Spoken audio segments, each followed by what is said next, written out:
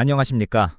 오늘은 우리가 가장 잘 안다고 생각했던 한 사람, 하지만 사실은 거의 모르고 있었던 인물에 대해 이야기해 보겠습니다. 세종. 우리는 그를 한글을 만든 왕, 백성을 사랑한 성군, 가장 완벽한 리더로 기억합니다. 하지만 기록을 조금만 더 깊이 들여다보면 전혀 다른 모습도 함께 등장합니다. 백성을 위해 모든 것을 바친 왕. 그런데 신하들 입장에서는 평생을 쉬지 못하게 만든 상사. 오늘 이야기는 그 모순 속에 있는 인간, 세종입니다.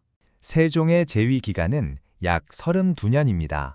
조선 왕 가운데서도 긴 편입니다. 그 긴 시간 동안 세종은 한글 창제, 과학기술 발전, 세금제도 개혁 등 수많은 업적을 남깁니다. 하지만 중요한 건 무엇을 했느냐가 아니라 왜 했느냐입니다. 세종의 정책에는 분명한 기준이 하나 있었습니다. 바로 백성입니다. 예를 들어 보겠습니다. 조선 초기 세금 제도는 매우 불합리했습니다. 농사가 잘 되든 망하든 일정 비율의 세금을 그대로 내야 했습니다. 비가 와서 수확이 반토막이 나도 세금은 그대로였습니다. 백성 입장에서는 생존 자체가 흔들리는 구조였던 겁니다. 그래서 세종은 공법이라는 제도를 추진합니다. 토지의 질과 수확량에 따라 세금을 다르게 걷는 방식입니다. 지금 기준으로 보면 당연한 이야기지만 당시에는 엄청난 변화였습니다. 그런데 더 놀라운 건 이 제도를 만드는 과정입니다. 세종은 혼자 결정하지 않았습니다. 무려 5개월 동안 전국을 대상으로 여론을 수집합니다. 참여 인원은 약 17만 명. 당시 인구를 고려하면 엄청난 규모입니다. 결과는 약 57% 찬성.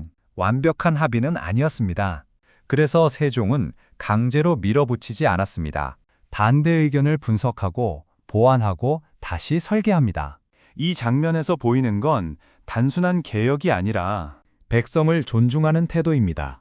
또 다른 사례도 있습니다. 조선은 신분제 사회였습니다. 노비는 인간으로 대접받지 못했습니다. 그런데 세종은 노비에게 출산 휴가를 부여합니다. 기존에는 출산 후 겨우 7일이었습니다. 하지만 세종은 이를 100일로 늘립니다. 거기서 끝이 아닙니다.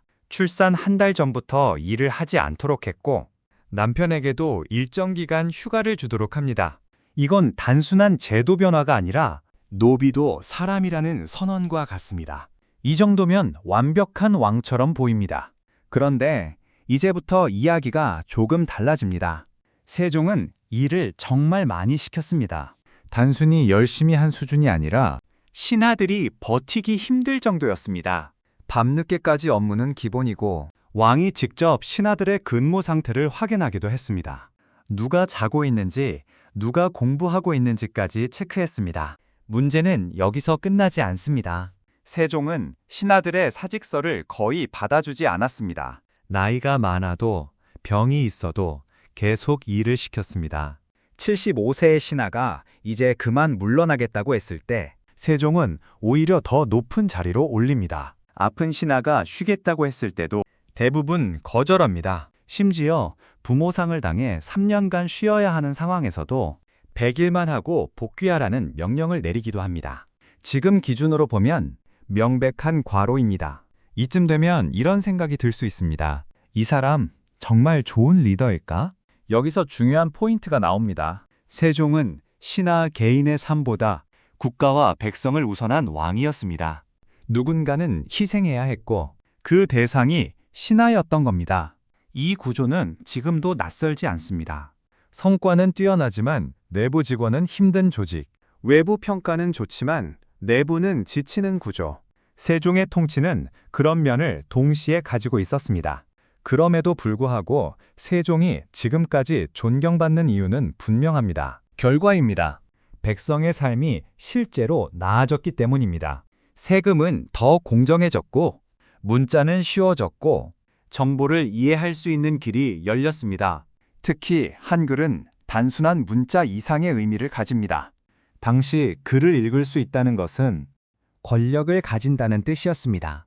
하지만 세종은 그 권력을 내려놓습니다. 누구나 읽고 쓰고 이해할 수 있는 문자를 만든 겁니다.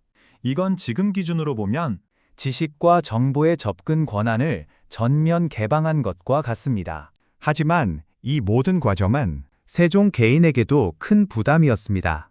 세종은 어릴 때부터 책을 손에서 놓지 않았고 과로와 스트레스가 겹치면서 건강이 크게 악화됩니다. 특히 시력이 급격히 나빠집니다.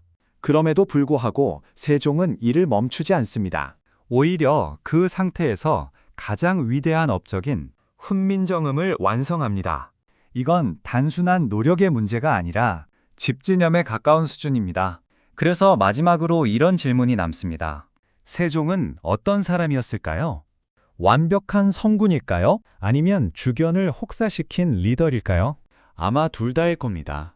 백성에게는 누구보다 따뜻했고 일에 있어서는 누구보다 냉정했습니다. 이 이야기가 지금 우리에게 중요한 이유도 여기에 있습니다. 좋은 리더란 무엇인가에 대한 질문입니다. 성과를 내는 사람인지, 사람을 지키는 사람인지. 세종은 그 사이 어딘가에 서 있었던 인물입니다. 우리는 보통 결과만 보고 사람을 평가합니다. 하지만 기록을 보면 그 안에는 항상 선택과 대가가 존재합니다. 세종 역시 마찬가지였습니다. 위대한 업적 뒤에는 누군가의 희생이 있었고 그 희생을 감수하면서까지 앞으로 나아간 사람이었습니다. 그래서 우리가 기억해야 할 것은 완벽한 위인의 모습이 아니라 고민하고 선택했던 인간으로서의 세종입니다. 그렇게 바라볼 때 이 이야기는 과거가 아니라 지금 우리의 이야기로 이어집니다.